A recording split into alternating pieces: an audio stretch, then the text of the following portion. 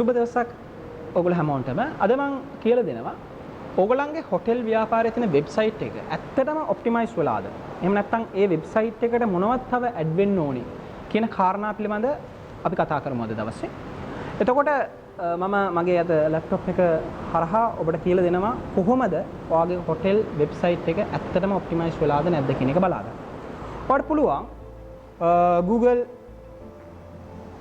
normally Google කියලා search කරලා Google වල search කරන්න page speed insight කියලා.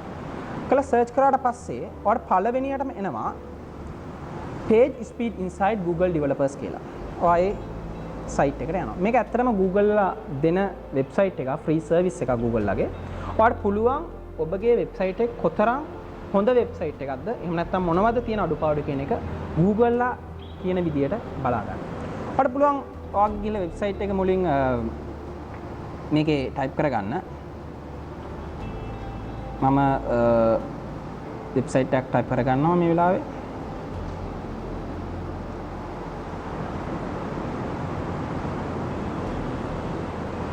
එතකොට ඒක මුලින් ඇනලයිස් කරනවා ඔයාගේ වෙබ්සයිට් එක.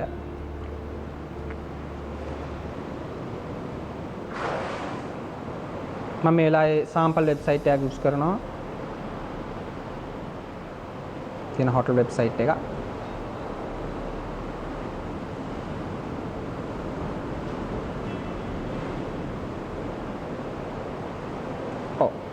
එතකොට මේ වෙබ්සයිට් එකට ගියාට පස්සේ ඔයාලට පළවෙනියෙන් පේනවා මේ වම් අත පැත්තේ මොබයිල් සහ ඩෙස්ක්ටොප් කියලා දෙකක්. එතකොට මේ මොබයිල් කියන එකට ගියාට පස්සේ මොබයිල් එකේ කොහොමද ඔයාගේ වෙබ්සයිට් එක පෙන්වන්නේ Google Chrome හරි මොකක් හරි වෙබ් බ්‍රවුසර් එකකින් ගියාට පස්සේ මොබයිල් version එකේ 99%ක් මෙතන පෙන්වනවා. එතකොට 99% කියන්නේ සාමාන්‍යයෙන් හොඳම අගයක් නෙමෙයි. එතකොට ඒකට අවශ්‍ය තියෙන ප්‍රශ්න ටික, ඒකේ තියෙන ගැටලු ටික මේ ආකාරයට මෙහි පෙන්නනවා. ඊළඟට ඩෙස්ක්ටොප්, ඒ කියන්නේ මේ වගේ ඩෙස්ක්ටොප් කම්පියුටර් නැත්නම් ලැප්ටොප් එකකින් කවුරු හරි ඔයාගේ වෙබ්සයිට් එක ඔයාගේ හොටෙල් වෙබ්සයිට් එක විසිට් කරොත් මොනවද තියෙන අඩුපාඩු ටික එක පෙන්නනවා. මෙතන 76ක් තියෙනවා. සාමාන්‍යයෙන් 76 කියන්නේ හොඳ මාක් එකක්. ඒතකොට ඒකේ තියෙන අඩුපාඩු ටික මේ ආකාරයට පෙන්නනවා. ඒ වගේම ඔයාගේ හොටෙල් එකේ තියෙන ඕන වැදගත්ම කාරණයක් තමයි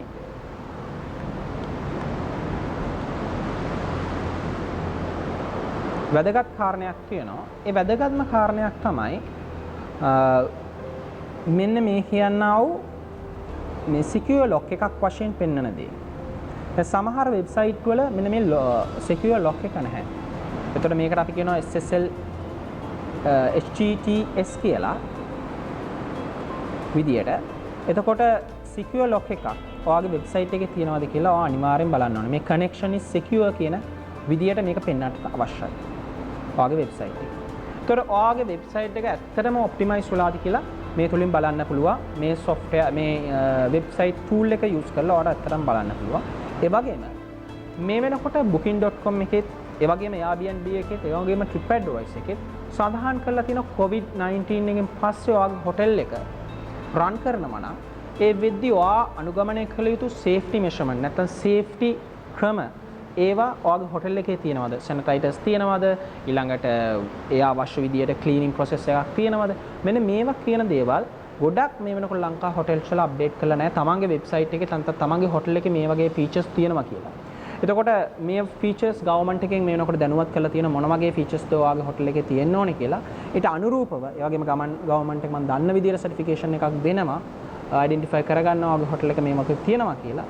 ඊට අනුරූපව ඔබත් ඔබගේ වෙබ්සයිට් එකත් ඒකට අනුරූපව මෙන්න මේ වගේ පහසුකම්, මේ වගේ සේෆ්ටි මෙෂර්මන්ට්, මේ වගේ හොස්පිටල් එකක් අපි ළඟ තියෙනවා, මේ වගේ හොඳ කන්ඩිෂන් එකක් අපි ළඟ තියෙනවා කියන එක හොටෙල් එකේ තියෙනවා කියන එක වෙබ්සයිට් එක through ටුවරිස්ට් ඉස්සරහට අනාගතයේ එන බලාපොරොත්තු වෙන ටුවරිස්ට් පැහැදිලිව, නිර්වෝල්ව, ක්ලීන්ව, නීට් ලෙස ඒක ඉදිරිපත් කිරීමට අවශ්‍යයි. එහෙනම් මම මේ වීඩියෝ එකෙන් සමුගන්නවා. මම හිතනවා ඔබට විශාල දැනුමක් මේ වීඩියෝ එක තුලින් ලැබෙන්නේ නැති කියලා. ඔබට මගේ සර්විස් එක හෝ මගේ කන්සල්ටින් නොලෙජ් එක ලබා ගැනීමට අවශ්‍ය නම් සියලුම විස්තර මගේ ඩිස්ක්‍රිප්ෂන් එකේ දාලා තියෙනවා. ඔයාලට පුළුවන් මාව කන්ටැක්ට් කරන්න. එහෙනම් ඔයාලට මොන හරි ප්‍රශ්නයක් තියෙනවා නම් හොටෙල් ඉන්ඩස්ට්‍රිය සම්බන්ධව booking.com වේවා, Airbnb වේවා, TripAdvisor වේවා, ඔයාගේ වෙබ්සයිට් එක වේවා, ඒ වගේම ඩිජිටල් කරණේ ඔයාට අවශ්‍ය ස්ට්‍රැටජික් ප්ලෑන් එක වේවා. මේ වගේ යම් උසි ගැටලුවක් තියෙනවා නම් ඔයාට පුළුවන් මාව කතා කරන්න, මාව කන්ටැක්ට් කරගන්න. ඒ වගේම ඔයාට ප්‍රශ්නයක් තියෙනවා නම් මේ කමෙන්ට් සෙක්ෂන් එකේ ප්‍රශ්න යොදන්න. මට පුළුවන් විදියට මම ඔයාට උත්තර ලබා දෙන්න කැමතියි. ස්තුතියි.